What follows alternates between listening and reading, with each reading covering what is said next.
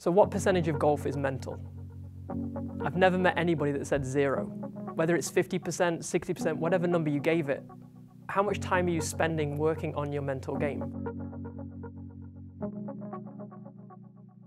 My job is to help golfers improve their mental games. We define mental conditioning as training mental skills to perform at your best no matter the circumstances. Tom Watson once said when he learned how to breathe, he learned how to win. You might be sitting there thinking, Christian, I already know how to breathe.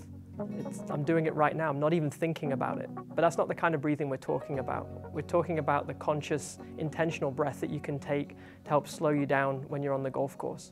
So when it comes to performing at your best, there are 3 simple mental skills that you can put into play that are going to help you to perform well. Number 1 is your breathing. Number 2 is mental rehearsal. And number 3 is self-talk. When it comes to breathing, three simple things to remember. Number 1, in the nose and out the mouth. Number 2, the breath wants to take somewhere between 10 and 12 seconds. And number 3, if you count when you breathe, that will really help you to stay focused on the breath. Breathing is a really simple technique. It can help activate and engage your mind and your body. It's not just a physical, but also a mental process.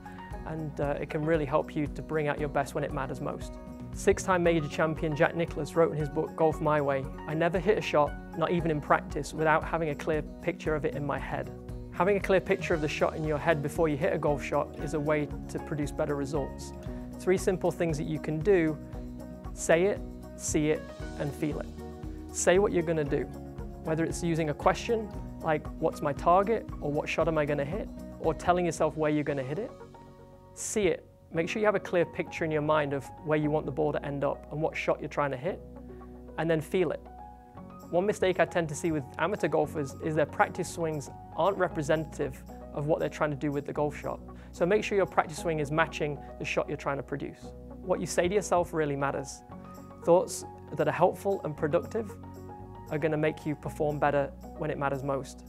A couple of things you can do with respect to self-talk is, number 1, instructional self-talk is a great tool to help you to focus on the task at hand. So a simple instruction like release or turn, whether it comes to your golf swing, can really help you to cue into the right things at the right moment. Motivational self-talk is also a great tool that you can put into practice too, that can help you stay motivated throughout the round. So something simple like, let's go, or you've got this, can help you when you're out there on the golf course. If you've played golf before, you'll know how much of a mental game it is. 4 to 5 hours on the golf course, only a second or 2 to make a golf swing, and when it comes to impacting the golf ball, 4 10,000ths of 1 second. So in the context of a whole round, that means that you're spending less than one second actually in contact with the ball, and less than a few minutes actually swinging a golf club. So what are we doing for the rest of the time? There's a lot of time to think, a lot of walking and waiting, and that's why the mental game is so important.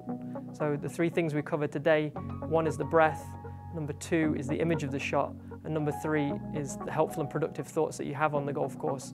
Those 3 things can help you to perform better when you next tee it up.